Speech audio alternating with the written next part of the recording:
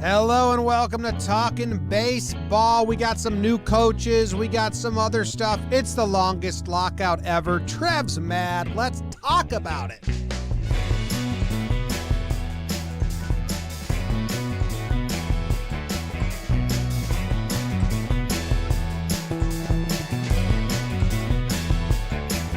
Hello. Welcome to Talkin Baseball. My name's Jimmy. Sitting next to me is Jake. Trevor in the middle. Company from California, and BBD behind the dish. It's brought to you by DraftKings. And yeah, it's the longest lockout in MLB history, according to producer BBD, who read it somewhere else, because that sounds so crazy to me. The previous record was 32 days in 1990. It was, I think we're at 41 days now. Damn. Trev, how do you feel about that? You said it was going to make you mad right off the rip. Congratulations. We did it. Way to go. You self-induced a lockout. Can't talk about players or teams while a bunch of other sports are shining. You're just in the corner all by yourself. You don't want to dance. You're a wallflower, and I don't like that. I'm not a big wallflower guy. If you're a wallflower guy, I'm one of the guys that's going to pull you onto the dance floor, get you a little uncomfortable. But as soon as you get out there and you see, it's not that big of a deal. It's kind of how I feel about it. I want to pull baseball off the wall and start doing a little dancing with it because we need to play. It's fun. Baseball's cool, guys. I enjoy it. Jake's not a wallflower. He's a dancer. How are you feeling, Jake? With one headlight, I'm doing well. I'm good niffle weekend. Normally can't talk about other sports, but baseball's forcing our hands. You got to have a good commissioner like Roger Goodell running your sport. But, yeah, I'm doing all right. You know, you got to find other activities. Was whooping up in Trev on Pong on the iPhone a little bit. Actually, wait, no, Trev was waxing me. And then I beat him the last game, so 1-0 in our last Pong game, and then he refused to play me. Yeah, you remember 5 straight once I subbed out my starting pitcher. Went from thumb to the pointer. Game changer. 5 straight. Okay. But, yeah, I'm doing well. Baseball trying to leak out some news. And, yeah, I've got another tidbit. Got to be careful with that word on this show. BBD's longest lockout ever. Since the last times the side spoke about core economics, it is further away, so it's 41 days. The last time they talked is further away than it is to pitchers and catchers reporting. So that's since the last time they've spoke. There's a larger gap. So it's not looking good. Not looking good, fellas. It is not looking good. Self-induced, people. Self-induced. Trev, I hate to give you this news, but you're not coming through your mic. You're coming through your AirPods, or you're coming through something. I think it's the native laptop mic. I know that's a bummer to hear. Better than the AirPods. Oh, wow. But I just want to let you know. Sometimes you don't like when we don't tell you, and then at the end you're like, what the hell? Why didn't you tell me? So happy you told me. I just fixed it. Crisp. There's my sultry, beautiful voice, people. You look like Ice Cube. Yeah, you look nice. Debatable. Trev beat me in cup pong as well. He sucked. He was doing so bad, and then he had like one 4-cup round where he got balls back, or a 3-cup round where he got balls back. I lost my shot. He kind of iced me out. It's kind of like a muscle memory thing. Yeah. And then he delayed a response. And then I was in the car when I had to start. And I just started going short every time. So I see your strategy, Trev. It is a muscle memory game. If you make a few in a row, you can get that trajectory right. But I've now moved on with Jake to Battleship. So, James, that'll probably be our next thing. It's miserable, and I don't like it. Thank you. Is it Battleship? Yeah. Jake and I did that on plane once, and we were like, that sucks. Quickly remember it's a child's game. Yeah, like this blows. It's not a child. There's strategy in it. You just don't. It won't even let you touch the ships if you want to do funny business, so I'm out. Wow. And it's your move, bitch. Of course you can. I got to teach you how to play. You're one of those people that watches. You're one of those casuals that watches baseball. It's like it's boring because you don't know the strategy. The game literally doesn't let you touch them. I tried. and it said like a legal board. Trev says you It can. doesn't say that. Tried to put all my ships in one area. Game didn't like that. That's good naval maneuvering. Attack! Baseball news is light, fellas. And We ladies. don't got Well, not for much. the ladies. Not light for the ladies, but it's light. Ladies got some news. Like Scherzer came out and said some stuff, so I was excited to hear if he said anything worth talking about, and he didn't. Just the same thing over and over. I mean, I'd almost rather them start fighting so we can become a labor pod than just keep us in the dark and say they are not talking and there's no news. Now, the second longest lockout, did they miss games? That was 90 season? 1990. What about that 80 season where they... I think that was that one was technically a strike. So I don't think they've missed lockouts. games. I don't think they've missed games from a lockout. They've missed games from a strike. It becomes a strike?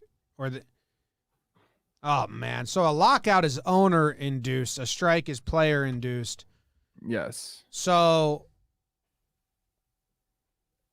okay, I have a question then, Trev. So come spring training, say there's no agreement.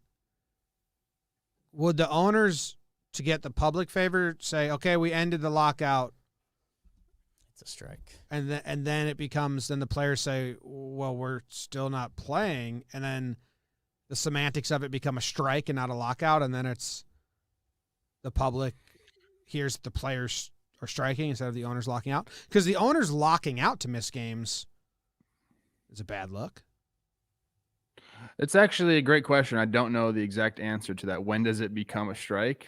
I don't think the owners can just be, oh, now it's a strike, ball in your court. I don't think that's how it works. Maybe there needs to be some formal proposal by them. Usually it's got to be negotiated in good faith, but we know that's Like what if they send over an offer and they're like, hey, this is our offer, lockout over, and then the players either have to sign it or strike? Because if that's the that could happen. situation, that's what MLB's waiting for. and if they do something like that, they're just absolute buffoons, and I'll be pissed. If you just if you wait out the entire offseason and send over a bullshit offer just to get a PR play on the players, I might show up to MLB offices. What can I do without harming people? Like, do I need to just go stand out there and make some noise? Like, what do Tie we gotta yourself do, to a guys? statue, wear a clown mask. Man, I mean, I'm thinking about it because I'm getting a little mad now. I don't like it. What happens when Daddy gets mad? Daddy takes his medicine. Yeah, the boy. Yeah, man. I don't know. It's Oh. you know, you gotta. I'm 32 now. I'm an adult. People are always shocked by that number. No deadline. There's no deadline. I was reading how the first soft deadline is coming up with spring training. Guess what? That's nothing. That's nothing. And yeah, the players are waiting. You know, their expert negotiators have told them to let the league make the next move. The league's move is not making a move. And here we are, 41 days. Yeah, I mean, we need spring training because we have a lot of fun plans. Love spring training.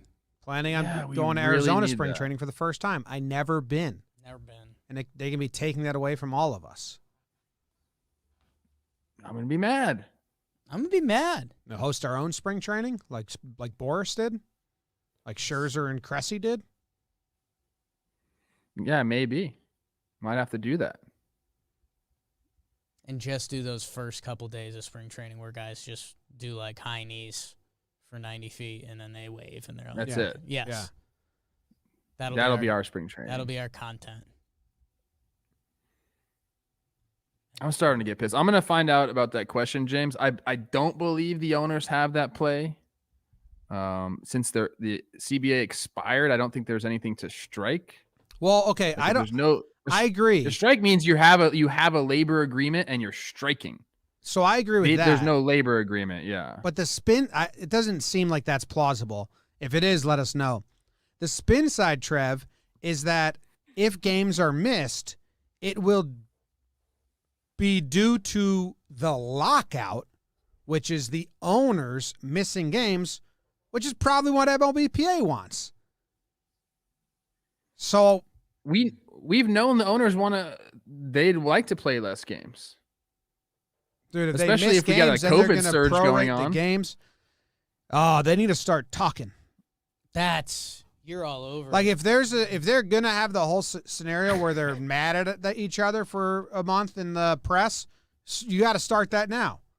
If that's not an option and you're secretly meeting right now, which the rare time I'm optimistic, am having. You're weirdly optimistic about that whole situation, James. Oh, it's not like you. It's not like me at all. But I just not talking at all. They can't be not talking at all. That does not pass the sniff test for me one bit. Negotiating 101, make the other side make the move. And so Yeah, they're but just not going like- to talk. But like even when we've been in negotiations with people here, and we're not like that's a non-starter, that's non-starter. You're still talking, still sending texts. I just sent a text yesterday about a negotiation that's been stalled for 2 weeks, and said, "Hey, why are you guys stalled?" They responded. So that's communication. That's talking. I don't That's know if talking. That's happening. I think that's happening. There's no way. I think That'd be They're so saying that- pathetic if they're really not discussing anything at all. It sounds to me like that's actually the case, James. I mean, I've kind of asked around, like, really, no one's talking, and that's what I've gotten. Again, I'm outside the walls. I'm not in the bargaining committee, obviously. But people who are in have told me that nothing's going on. That's disappointing. is- I know. I It's just sad. yeah.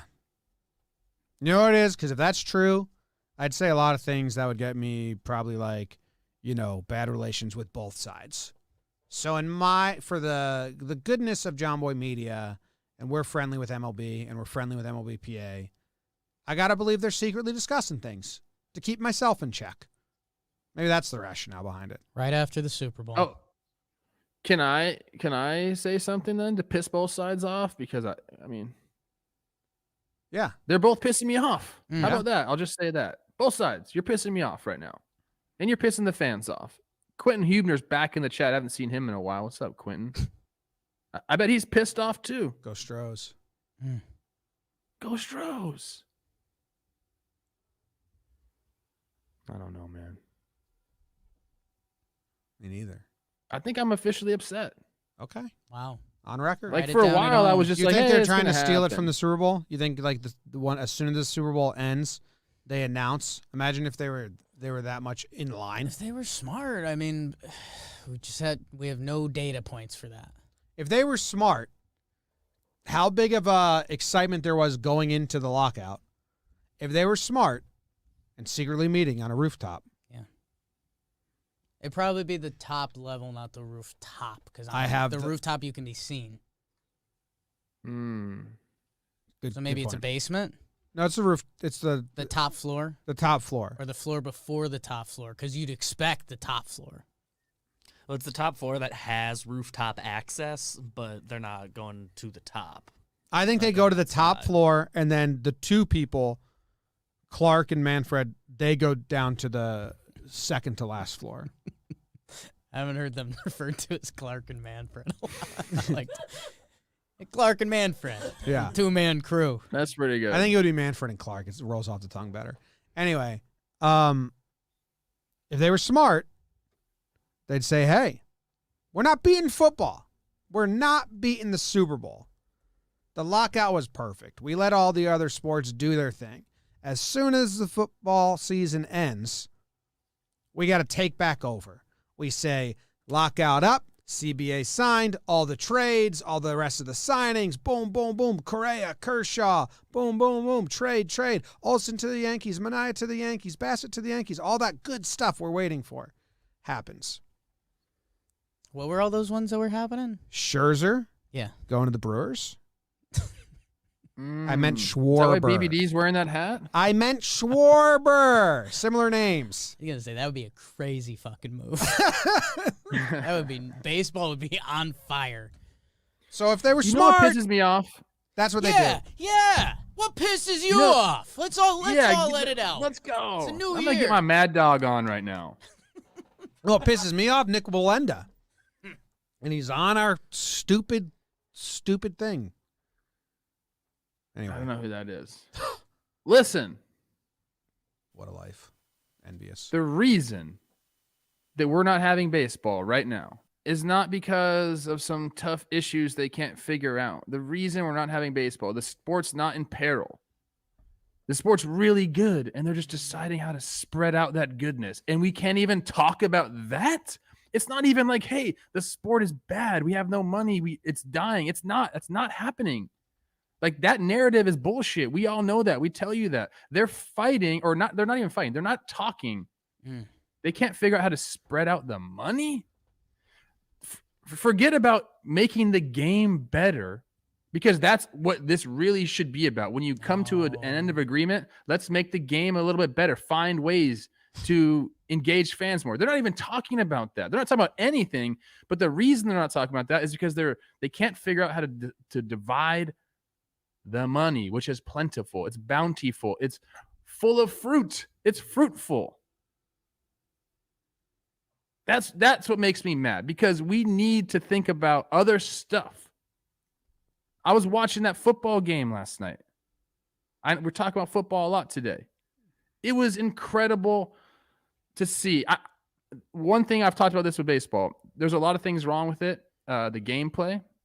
I know people might get mad at me saying that, but the one thing I've said before on this show, and I stand by it, where baseball kind of misses the mark. It's the only sport where the best player doesn't have the ball necessarily at the end of the game when it's crunch time.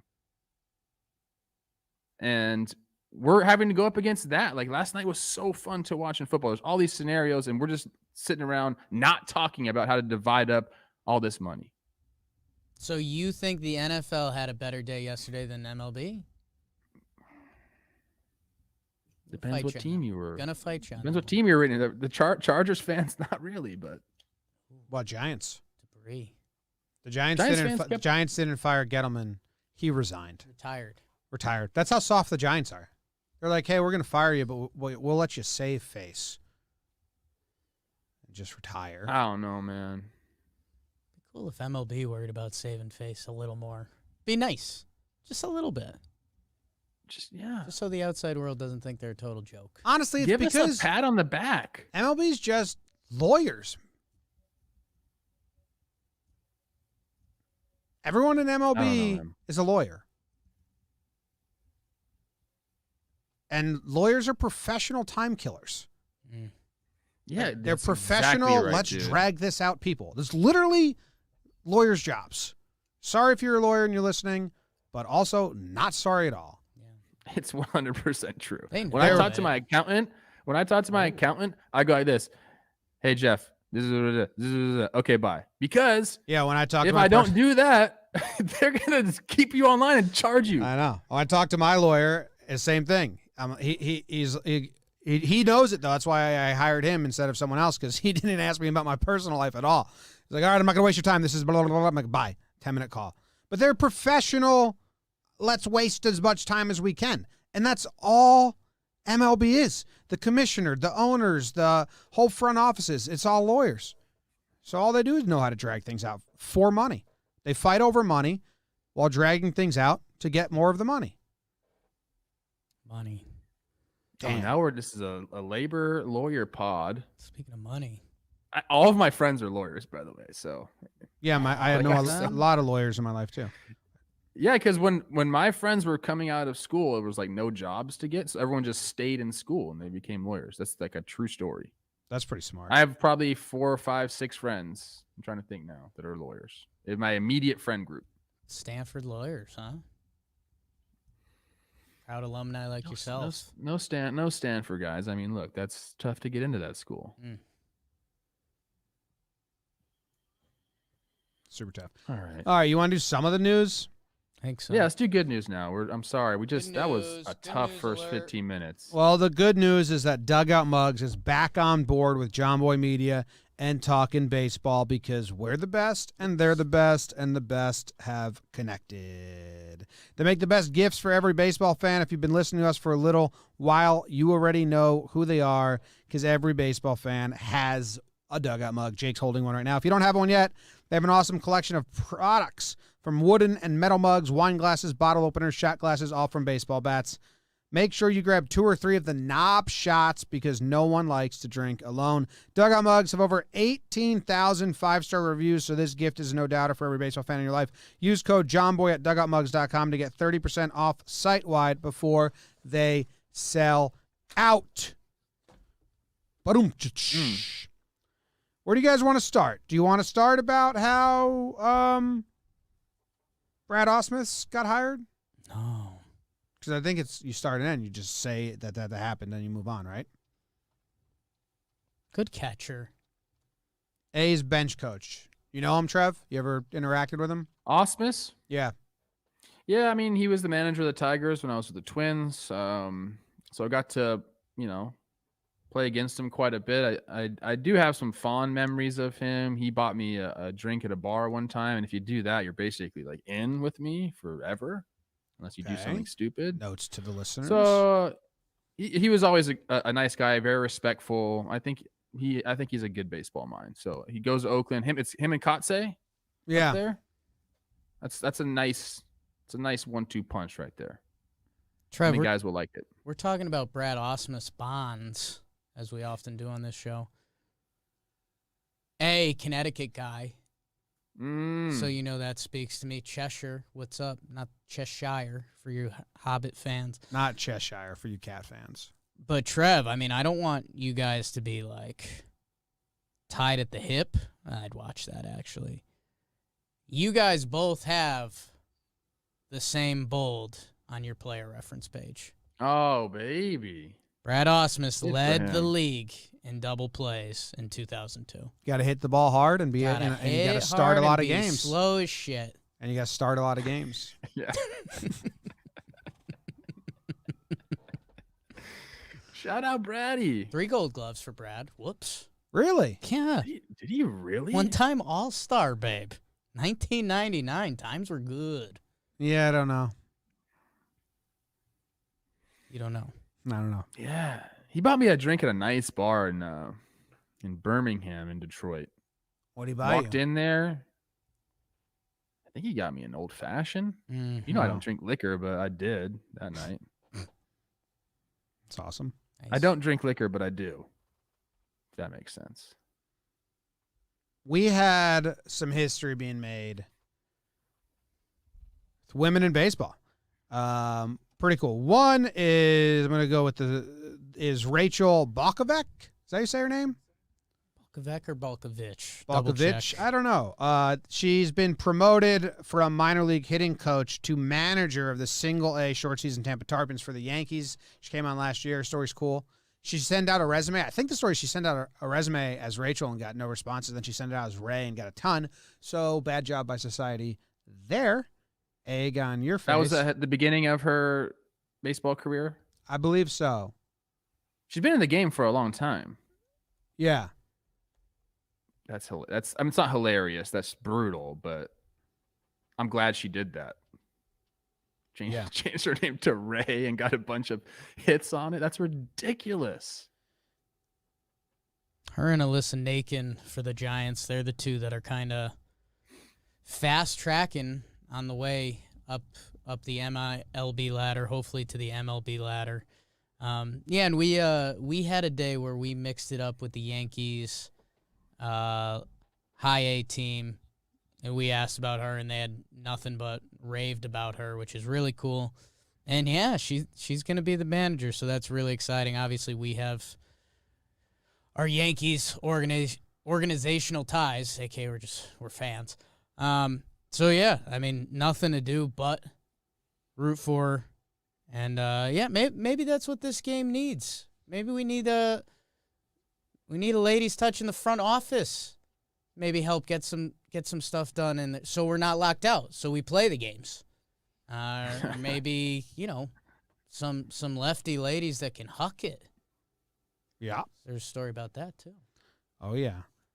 Big news. First minor league, professional manager after getting her first GM last year. And then in Australia, and we have a very Jomboy Media connection to this story because our good buddy, Peter Moylan, who's managing a team in Australia, Melbourne Aces, for the first time, have a pitcher on staff, a female, a 17-year-old with a nice curveball. She pitched, I think, first professional pitcher. What's the headline? First professional appearance by a female? Yeah, I think like first female to play professional baseball.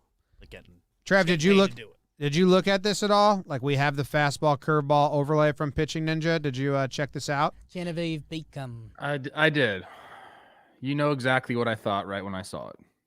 You'd smack A it. soft throwing lefty. Yeah, that's I'm putting it. I'm so happy for her. She's 17, which is actually, I think, even cooler. I mean, it's not cooler. But that means a lot too. She's very young. But yes, I would smack that shit. How? You're a hitter. Don't take that out of context. I'm a hitter. You're a GD hitter. And he told me that. Remember that little kid that told me he could get me out with this curveball? And I said, "Oh, you're a lefty?" Yeah. It's kind of the same thing. Yeah. No, but it's really cool. I'm just joking around. It's amazing. How hard were you throwing at both 17, Trev? When you were in high school, how hard? Because you were a pitcher. How hard were you throwing your fastball? 9.2. Yeah, I was sitting like 92 to 94. That's awesome. Same. I looked Maybe it not up. sitting. I was probably sitting more like 90 to 92. I would say that. I would say 90 to 92. I don't want to lie. 89.4. 90 to 92. You were sitting 89. No, I wasn't. I was sitting. Your first round pick, though. You're Trev. lazy. You're stoned as shit. I wasn't lazy, but the other part might have been true. What time is it in Australia? Should we call Nobody Peter? knows. 16 hours ahead or something like that? You used to have to do this math a lot. Peter. I want to talk about our coach Rachel. Time in Melbourne. I think 5 in the morning. You think Peter's up? Ooh, he's probably up. He's got kids. Give him an hour. He's up. We might not be live anymore. I want to talk about Rachel Okay. a little bit because, I love all the headlines this is grabbing. Like you mentioned, Alyssa with the Giants as well. It's just smart. If you're not looking into the female species to hire for your company, you're cutting off 50% of the people you can hire. Like, let's go get the best people for your organization. And she is. That's exactly what she is. Her qualifications are incredible. It's ridiculous she had to send her name out as Ray, but she's been in the game for a long time. If people don't know, 2012, I believe, is when she entered the game. I have a tweet up here. She's worked for the Cardinals and the Astros before the Yankees. She's got 2 master's degrees. How do you even do 2 master's degrees? You people. I love this. She learned how to speak Spanish, which is you have to. I think in today's game, if you're hiring someone to be a manager or even a hitting coach, you either have to have someone that's like an assistant hitting coach that speaks Spanish, or you need to learn. And preferably, I would say you need to learn because you need to be able to communicate fully with these guys.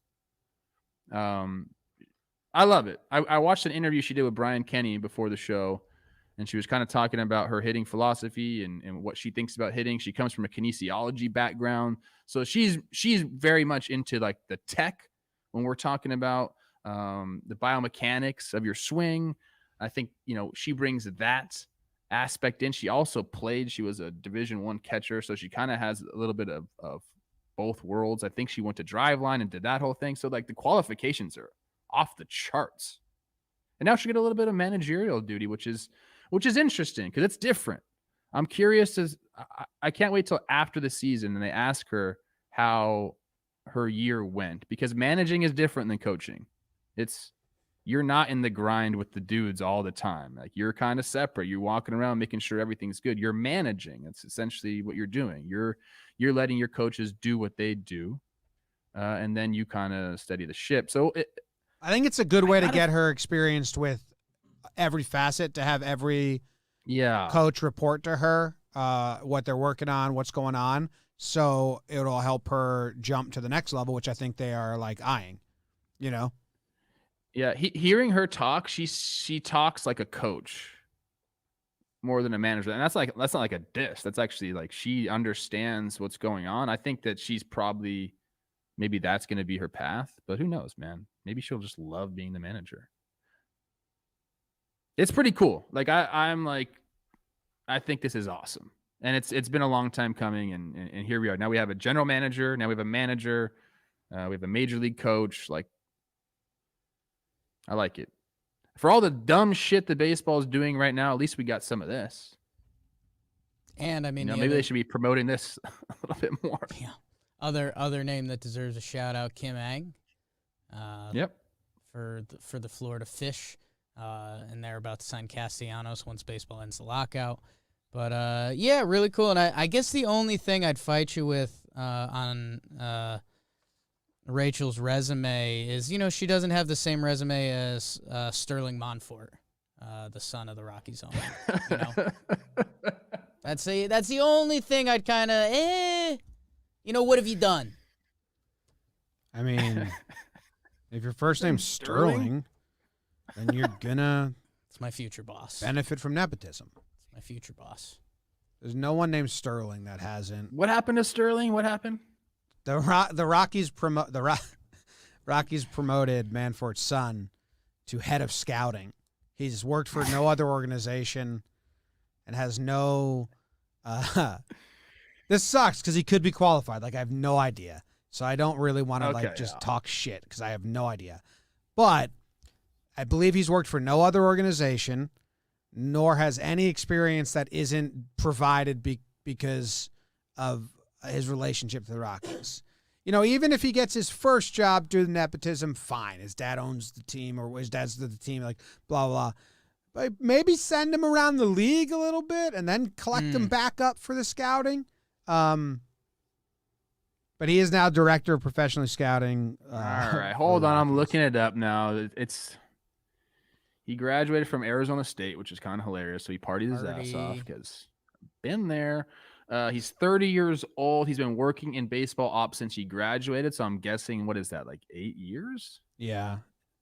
Good math. A coaching assistant with the rookie league team in 2013. It's probably when he started. So he's been scouting since 2014.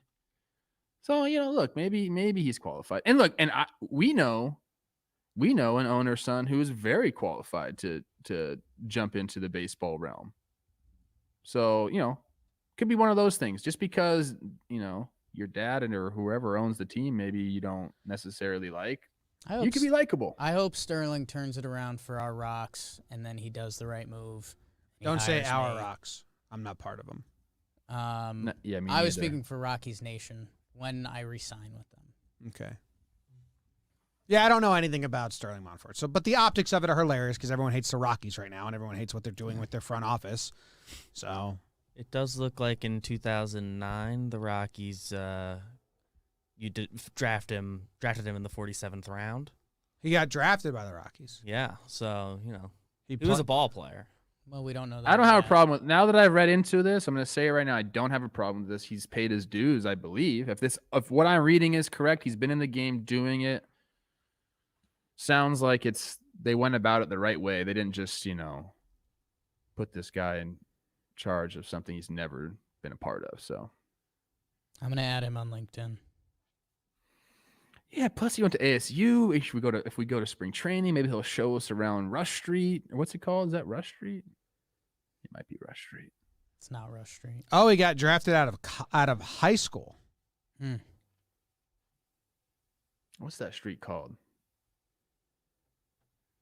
Blake Is Street? it Rush Street in Chicago? Blake Street Mill in Ave? Denver? Oh, no. I got shit-faced a few times, whatever street I'm talking about. Yeah, you did. Mill Ave? Did you hit a home run at Coors? I'm blanking. No, I only played one series there. Damn. Hit the ball, though. Messed up. Hey, Trev, I have a question to ask you. Yeah. I think we've talked about it a couple times, but I want to ask you about it again. It's something I've been thinking about. It's brought to you by DraftKings. With the NFL playoffs here, listen up. And the countdown to Super Bowl 56 happening, new customers can get 56-1 odds on any wildcard team to win their game. You bet $5 and win $280 in free bets if the team that you chose is victorious. Download DraftKings Sportsbook app now. Use promo code JOMBOY and get 56-1 odds on any NFL team. Bet just $5 and win $280 in free bets if your team wins. That's promo code JOMBOY at DraftKings Sportsbook, an official betting partner of the NFL. Hold up. We them boys. I don't have to say the disclaimer anymore? I don't know. Not in there. It's not on the sheet I was given this morning. I don't get to be Minko anymore? Legal in New York now. It's cold. Man, that was my favorite part. Trev, the chat is saying that it's Mill Ave. I think that's in Arizona. And then Rush Street is Chi-Town. I've been shit-faced on both those streets, so, gets a little foggy. No liquor unless he's drinking liquor, people. Super drunk, felon, horse crap. Hey, Trev, here's my question. We talked about this with the San Francisco Giants, how their hitting coaches changed the way they do PP, and the Yankees are now doing this. They parted ways with their hitting coaches, and they are promoting their minor league hitting coaches. The Yankees minor league team had a lot of success, same with the Giants, doing live ABs before games, facing a pitching machine that's throwing 100-mile-per-hour fastballs and curveballs in the batter's box before game. Now, I know that you've talked about how BP is just for show, just to get your confidence up, just to see 45-mile-per-hour pitches and hit bombs, and no one wants to get embarrassed in front of the fans that are watching BP. But this seems to be a thing that a lot of teams are doing, and obviously it makes a ton of sense. If you face 100 before the game, you're going to be a little more geared up to face 100 during the game.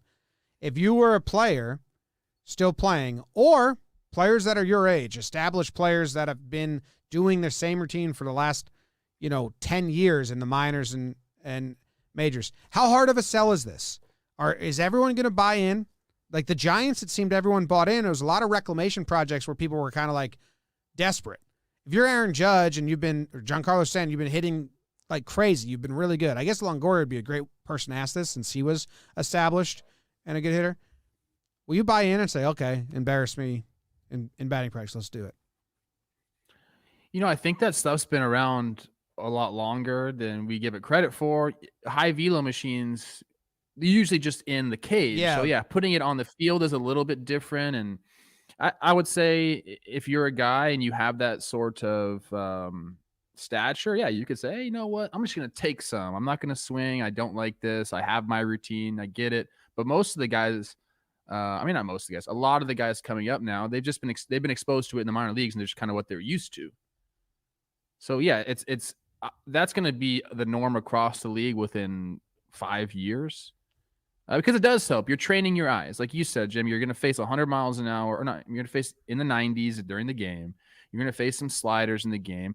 And instead of flipping up, BP and getting your show hacks in, that's all good and fun too every once in a while. But doing that every day doesn't prepare you for the game. Maybe, you get your bat path right. You're seeing the backdrop and what it looks like. You're getting out there in the elements, so you're feeling that. That's important. And I don't think you need to do high velo and live at bats before every single game. A mixture of it will be good.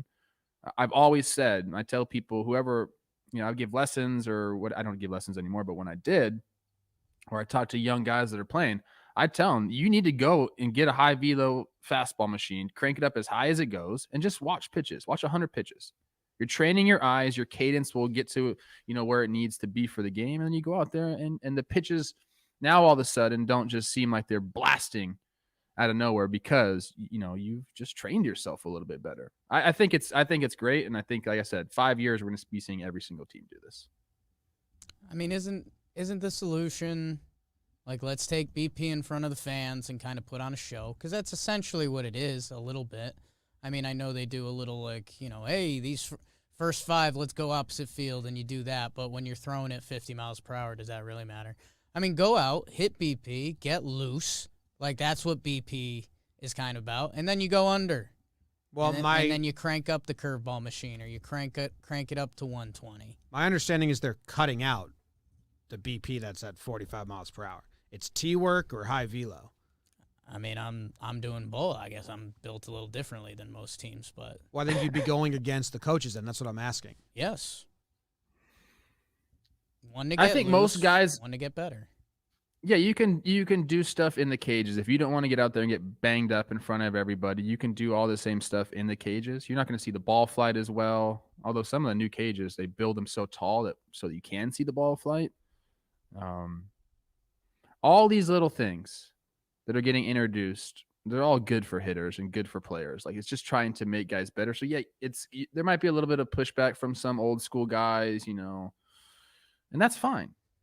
Like, that'll change over time, and we'll start to see, because you have to be able to adjust. I mean, it was one of the reasons I, you know, took a nosedive of my stats, where they were pitching different. They're pitching at the top of the zone, high heaters, and you got to learn to, you know, work with what's going on in the game. And I think this is a way to combat what the pitchers have been doing. You can spin the crap out of those balls out of some of these machines, and you're seeing some nasty pitches. You can actually, what they do now is, because we have all of the data on these pitches, the spin rate, the miles per hour out of the hand, and then miles per hour halfway, they can recreate pitches with some of these machines. So if you're going to see, you know, who's got a nasty slider? Everyone's got a nasty slider.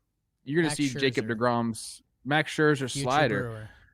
You can dial up his exact slider on these machines, on some of them. So, like, why wouldn't you do that, right? It's pretty cool. They should have that at games, like that starting rotation. Like, there's a batting cage available for the public. You know, some places have that, but you dial up today's pitcher, stand in, and then you get hurt, and then you sue them. In Cleveland, I don't know if they still have this. Cleveland's cages. We used to share cages in Cleveland. In their home side, they had a couple different things that were interesting. They had the big screen with the hole in it where the ball would shoot out, and they could project pitchers onto that. We never got to use that as visitors, but you can project pitchers on that, it's really weird though. Like, the timing is never right. So I think that never took off because of that. Like, it's always just a tad bit off. But they also had this thing, and this was their high velo. It was tennis balls. And all these tennis balls had numbers on them. And fuck if I know, I don't understand this at all. Because again, we never got to do it. We just saw that they had this. They would shoot high velo tennis balls. I think they were color coded too. And like, your job was to be able to get the number and the color as it was shooting 1,000 miles an hour at you.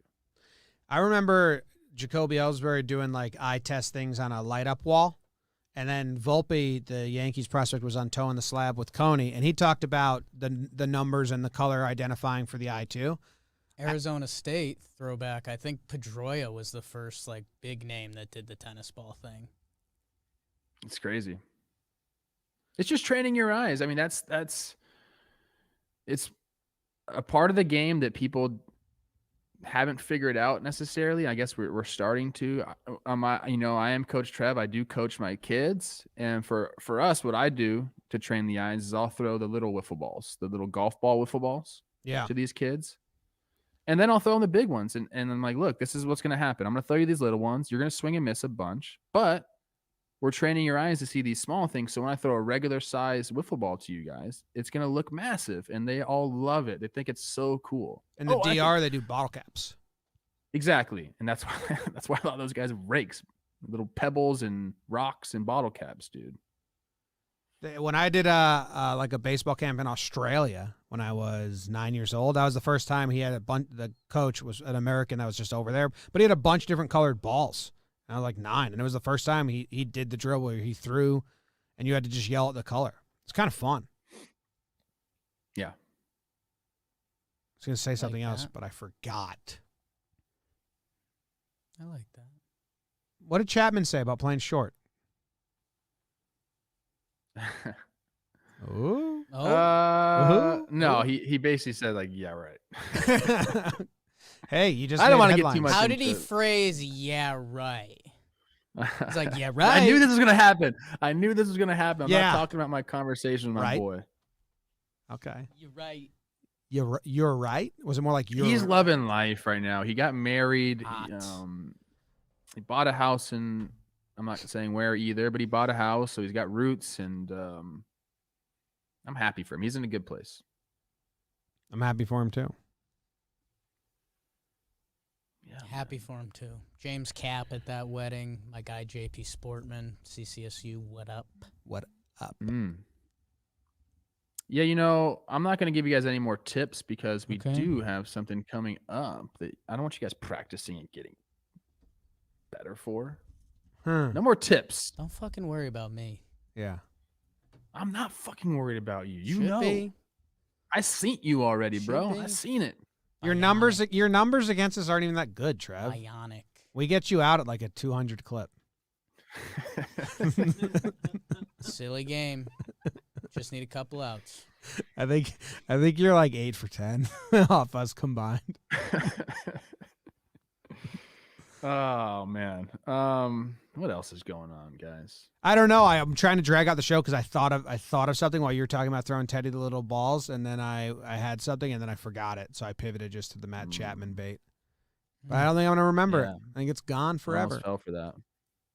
You did fall for it. There's gonna be headlines tomorrow by Pinstripe Alley and by the Oakland blog spot. Do we talk Sunday night? Chapman on playing short. Yeah, right. Do we talk Sunday night baseball booth in here at all? I don't even think he actually said that. Okay, so strike that from the record. Strike that from the record. I'm not going into my text and looking at what he said Matt because Chapman I know that got a will house. happen. Matt Chapman got he a did house, get a and house. we're all excited for him. And married. And married. That's big for you. And went on a honeymoon. Yeah. Where'd he go? I don't know. Okay. Yeah, Sunday Night Baseball booth. David Cohn, friend of the program. Yeah. And really good. I mean, I hope he doesn't get the Yankee hate rub at all because Coney, one, played on a bunch of teams, not just like a Yankee lifer, but obviously been in the yes booth, but really, really good at mixing analytics and old school. Like, because what Coney was a mentality pitcher. Like, if you read his book, it was all like mindset and not all, but a lot of like mindset and attacking the guy and knowing tendencies and changing it up. But he also loved the analytics. Like he says, if you could have told me something and you told me it worked at a whatever clip, like I'd use it. He's really good at talking about both at the same time. Yeah, he's good. Is the A-Rod K thing official, or is that just like they're talking about it? That's official. Manning cast, K-Rod. I'm going to give it a chance because I do like Michael K. So I'm not going to sit and bash this, even though obviously I'm not super stoked on the A-Rod thing. I think Michael K is really good. So I'll give it a chance. That's just tough from the Yankee side, like for Sunday Night Baseball. Like I love K. I think K is great. And he's a friend of ours, so there is bias there, but I do like Michael K. Also biased because I'm a Yankees fan. But I mean, there's already backlash like just Yankees fans are gonna like that. It's the second Yankees. Like I don't know, they probably should have mixed it up. Without mixed it up. Just get A-Rod out of there and do K and another player or something. I don't know. I gave my two guys on Baseball Today, who I said I think should be doing the Manning cast for baseball. Do you guys have two people who you'd like to see in there, or is that too loaded of a question to hit you on a whim? Like two players? Yeah, I mean, I would say players if I'm just going through the Manning cast, like, what they did. Well, I would want a pitcher and a hitter. And you'd want guys that were teammates for a long time. Eventually, it'd be really cool if they were teammates for a long time. Because Manning cast is because they have great rapport. They're brothers. They shit talk each other, and they're like that's the whole thing. Like down, and this is you can find that in personalities though. Like the first name that popped up for me is CC, and like he'll be real with anyone. Yeah, You know, he kind of does it on MLB Network. They did like sister programming with him. This is, again, maybe bad because it's teammates, but Yachty and Waino, if they were both out of the game, Wainwright does stuff in the booth, but I think that would be fascinating because they would be talking about how they would pitch that guy, and then you get a pitcher and a hitter's perspective on certain things. And obviously, they probably have a shorthand and a code and like a connection that would be just interesting to see how they communicate. So that was the first combo that jumped to my head. I too, I don't know if you watched it, but I said Wainwright, and my other guy was McCutcheon. Yeah. I think the hitter pitcher thing, they faced each other a lot. They're both good on social media, and they can talk. Which, guess what? You gotta be able to talk if you're doing something like that. I think like I couldn't come up with any two better names. I've been kind of going through it a little bit. Talked about Votto a little bit. CC would be great too, but I think the Wainwright McCutcheon combo would kind of like crush.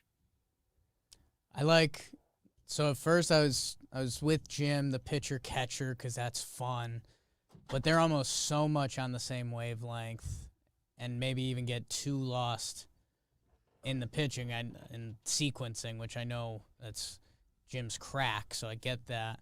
But yeah, I kind of like a batter and a pitcher and a batter that have history against each other. Yeah. Because then they're reliving their own at-bats, and they're saying, that third time I saw you in this game, XYZ happened. I didn't have my changeup that day, so I was just trying to get in on your hands. Like, I think there's something there. And, I know, MLB let CC do his thing, but, you got to, like, let CC be CC. Like, he's king of the world, all-time big guy.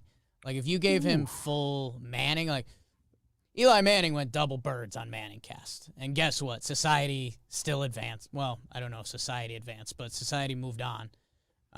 Let the big dog eat on there, and you're going to have a good time. Because CC is saying, like, he's real. He's real. He'll tell you that pitch sucked. And I think there's a lot of guys that don't have, like, the I don't want to say the balls to say that, but kind of, or aren't willing to do that on air. He's my book. Oops. Wow. Cutters.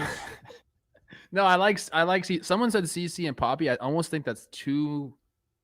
You can't have two massive personalities in there. I don't think. I don't know if that would work.